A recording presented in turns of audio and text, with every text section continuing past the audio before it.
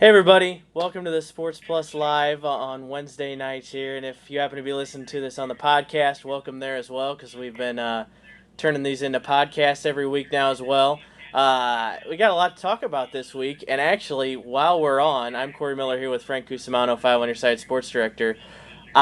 We might get the Cardinals' first round draft pick, so that could be interesting, even though we probably don't know a whole lot about him yet. It might be a high school kid or just I'm betting it's going to be a college pitcher, but we might get to see that live here with us. If you're watching on Facebook, Twitter, YouTube, drop us a comment or a question if you want us to talk about something. But first things first, we got to talk about Frank's interview a couple days ago, or was it yesterday? I don't know. All the days are running together with Bill DeWitt Jr., where he had a couple quotes that got people fired up.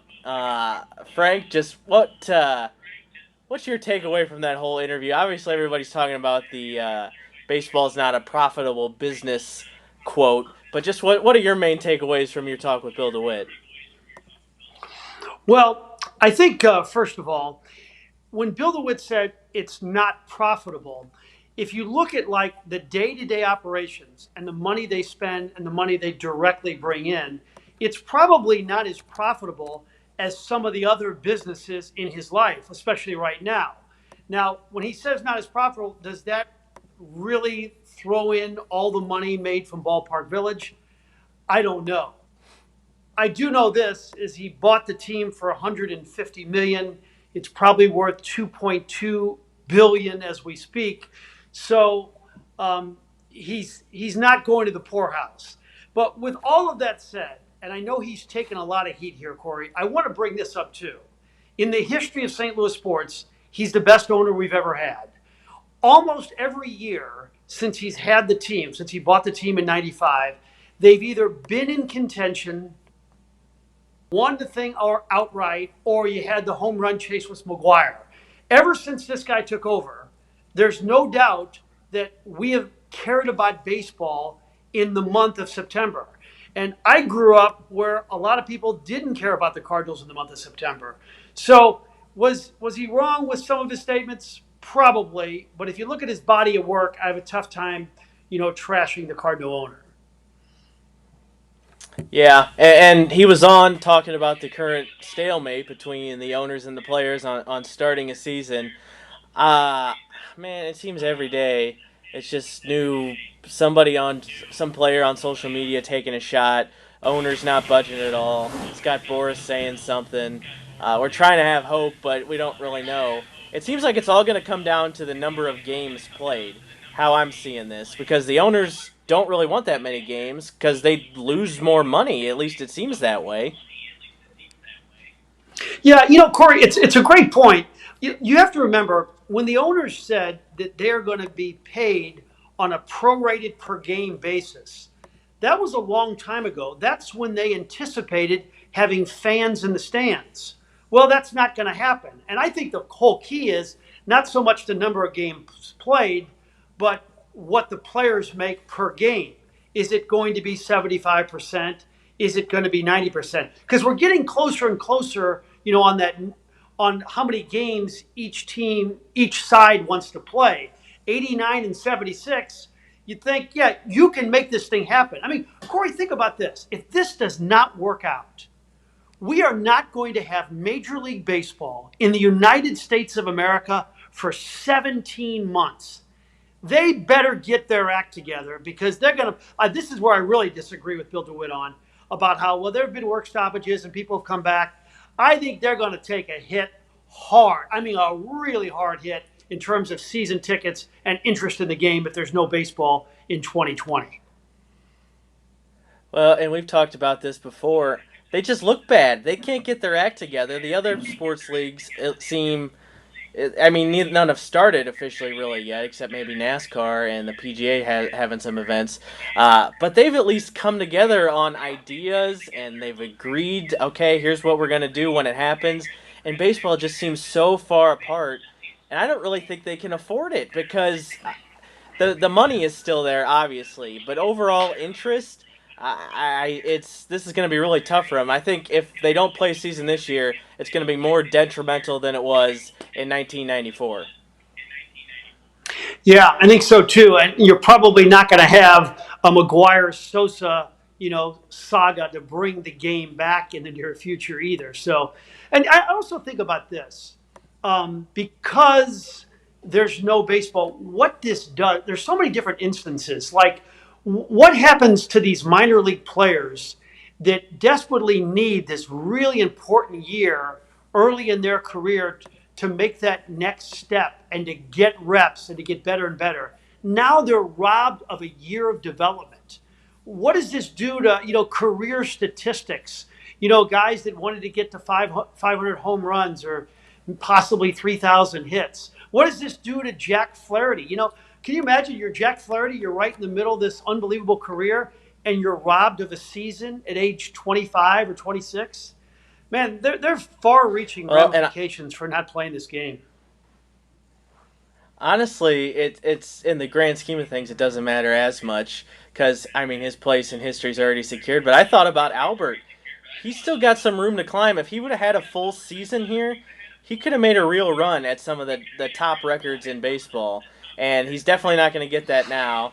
And there's just so much to think about. I think we'll get baseball. I think it'll be. I'm going to guess it's going to be maybe about 70 games if they can come to an agreement. Or the commissioner's going to have to mandate like a 50-game schedule or something like that, which I would not like to see. Yeah. I text Bob Nightingale from USA Today. He's one of my all-time favorite people and probably the most connected media member there is. And I text him every day, and he has never wavered in terms of, hey, we're going to have baseball. And, it's got to be decided by Friday. They have to get this thing done. It's going to happen, Corey. Yeah. Because, I mean, they're running out of time if they want to. They're going to have another spring training in home cities, get all the logistics figured out. They are running out of time to get something done. If you're watching us on Facebook or Twitter, I'm trying to monitor everything. If you got a question or a comment, drop by, say hello. Shoe Lady Repair on Twitter says hello from St. Charles. Hello. You mentioned Mark McGwire and Sammy Sosa there helping bring baseball back in 1998 after the 94 strike. We're going to get a treat on Sunday. We are getting a 30 for 30 on the McGwire-Sosa home run chase. And you talked about it a bit in your sportscast tonight. I'm sure we'll have some more memories about it. What are you looking most forward to in this documentary? I'll tell you, I can't wait to hear from Sammy Sosa because it feels like it's been forever since I've seen him do an on-camera interview. Yeah, you're right. I think, we've Mark McGwire, and I think you've been with me on a couple of the interviews. He has given us some of our most thoughtful and most eloquent interviews at Channel 5 over the last 6 or 7 years. And I do think, when he caught heat during that 98 season for being short with the press, I do think some of that was chemical related. I mean, we know the side effects of steroids, plus, the pressure on him every night and everybody coming to watch him take batting practice. So you're right. Sosa's the one we haven't heard much from. I've heard some, bits and pieces of the thing, and he's talked about how he'd like a day back for him in Chicago. I don't know how he's going to be received in Chicago. McGwire, we forgave. He's in the Hall of Fame, and it certainly helped that he was a spectacular hitting coach. I don't know how Sosa would be received, in Chicago if they ever have a day for him or they ever bring him back. They certainly haven't talked about it. Yeah, that's a good point. I'll tell you, I've been watching some of the trailers, and our own Mike Bush, who was the sports director in 1998, is getting quite a bit of play in these trailers. He said they interviewed him for more than an hour for this documentary, so Mike's going to be pretty heavily featured, I think.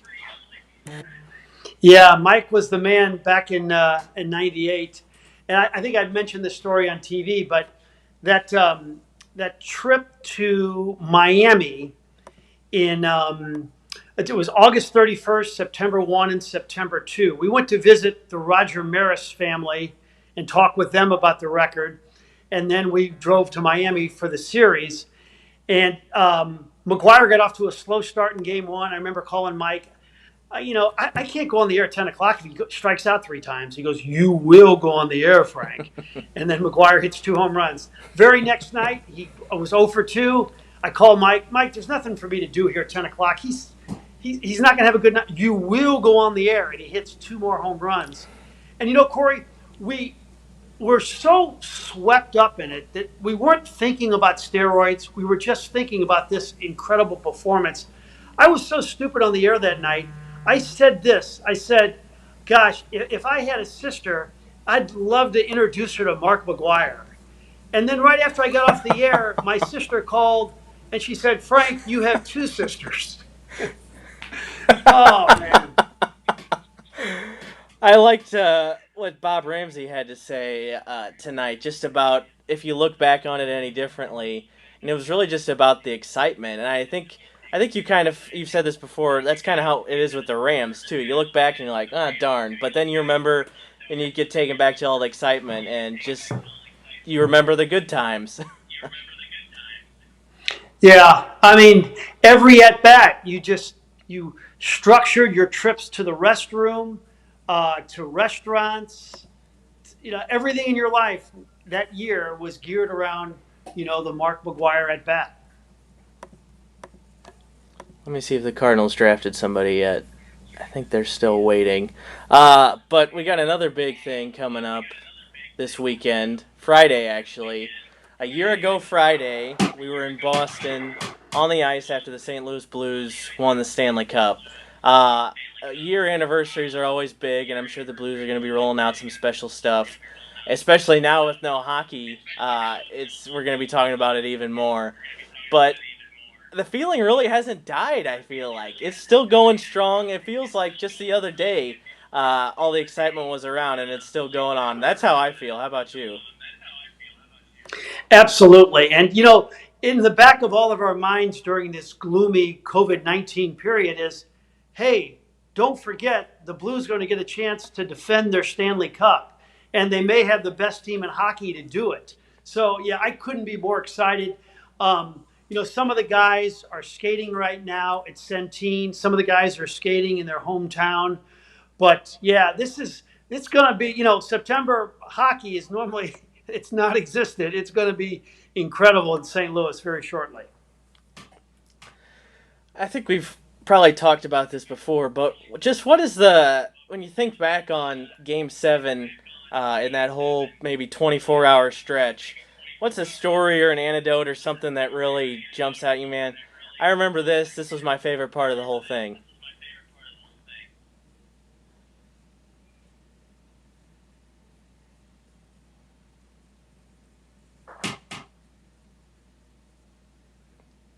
Frank, can you hear me? Yeah, I can hear you. What was you were going to say your favorite part of the whole thing? Just when you look back on Game 7, yeah. what in that whole maybe that 24-hour stretch, what's like your favorite story or anecdote really that comes to your mind? It was something that happened before Game 7, and I think you were with me, but I guess the Boston ice people the Blues were supposed to get on the ice at a certain time, and the Zamboni people for the Bruins way late. And so I was watching this. I saw it in great detail. Doug Armstrong walked halfway around the rink, and he says, hey, what the hell's going on here? The ice should be ready right now. And then the guy says, who are you? He says, I'm the manager of the St. Louis bleeping Blues. Get the ice bleeping ready. And then he walked right back. I remember Corey, that. Let's face it, they got big. Yeah. Yeah. Oh, it was tremendous. It was so fun. And let's remember, they lost Game 6. You're going back to Boston for Game 7. The odds makers were certainly not with the Blues at the time at all, and they blow them out. And from that game, I think Zach Sanford, the Bostonian who had lost his father at training camp, scoring a goal in Game 7 is one of the coolest things. And then afterwards, hearing, the normally reticent and reserved Al McInnes, almost break down, and Bernie Federko. Oh my goodness. It was just so special. I'll never forget that night. That's why, this story behind me right here, It's the best story I've ever covered in St. Louis sports in my 27 years. Just looking around after the game, there was a great story. You see Bob Plager walking around. Finally was a part of a Stanley Cup champion in St. Louis. Vladimir Tarasenko's FaceTiming Yadier Molina. Uh, Armad Hicks is interviewing Jay Bouwmeester, who had waited his whole career for this. I was right there when Pat Maroon greeted his family, which, I mean, him and his dad just broke down in tears. It was a really cool moment. Just everywhere you look, there was some kind of new cool story, and it really hasn't faded, and I don't think it will, at least until somebody else wins. And that could be for a while, like you said, because the Blues are loaded going into this 24-team tournament we're going to eventually see. That's why on Sunday night you should take McGwire Sosa and watch our parade. It's 2 hours, magnificently edited by Andy Mueller. And it's, the parade's pretty long. I think it was 4 hours and 28 minutes. But Andy cut it down to the best 2 hours. And if you're a Blues fan, you got to be with us on Sunday night watching this. Last thing here before we jump off tonight. Kevin Lish retired. He used to play for SLU, of course, and he was a star at Althoff basketball.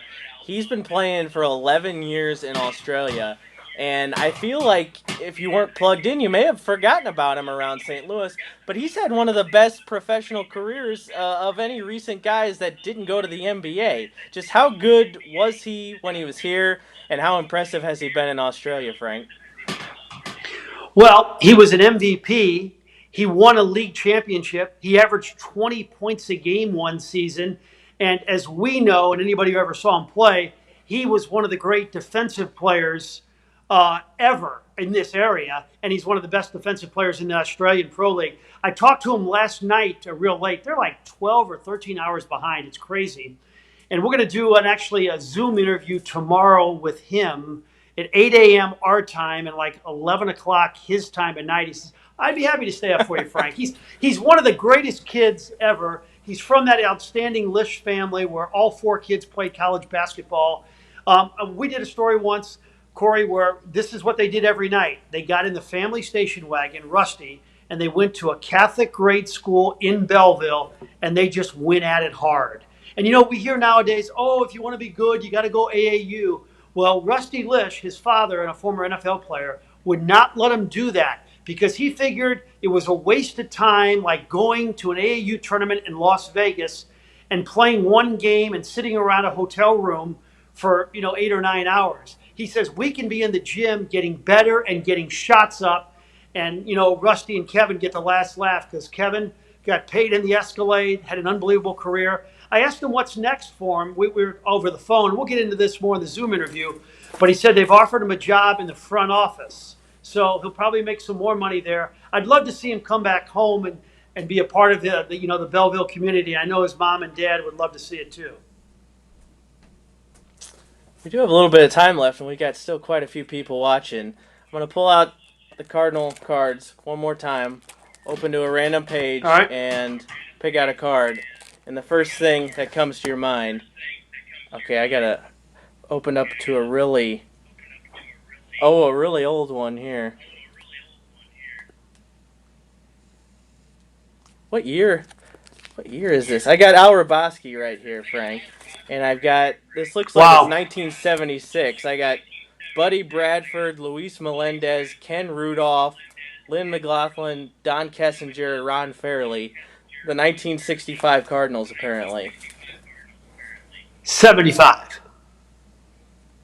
1975 Cardinals. Yes. Yeah. Or 76. Yeah. 76, it looks like. Okay. What I remember most about Al is Tommy. No, it wasn't Tommy Lasorda. It was Walter Alston, who was going to be the National League All-Star manager. And Al Raboski was clearly one of the best closers in the National League. And for some strange reason, he was not picked for the All-Star game. And maybe the baseball gods were watching because the Dodgers were scheduled to play against the Cardinals the 3 games before the All-Star break. So Al, who didn't need any extra motivation, had it, and he got a save, I believe, in each of those games, Friday, Saturday, and Sunday. as if to say, Walter, you made a big mistake by not picking me, and you're going to pay for it. I'll tell you, I wasn't around to see him pitch in person, but my favorite Robosky thing comes when he wasn't even with the Cardinals. He was with the Braves, I believe, and that famous video of him versus the umpire throwing him a new ball. He didn't like it, so he threw it back, rolled it back to him, threw him another ball, he rolled it back, and then I think he eventually threw him out. Yeah, that was incredible. He was involved in one of the greatest controversies in Cardinal history, too. The manager was this old, stodgy guy by the name of Vern Rapp, and he made Rabowski shave his facial hair. And the Fu Manchu was a part of the whole act. And so August A. Bush stepped in, and he eventually got rid of Rapp, and he let Al grow his mustache. And it was one of the most famous Fu Manchus ever in baseball. Al is not Al without the Fu Manchu. All right, everybody, thanks for tuning Yep. in and talking some sports with us on a Wednesday night. Whether you were watching on live stream or you're listening later on the podcast, thanks for tuning in. We'll be back next week. Hopefully we have some good baseball news to report. See you later, everybody.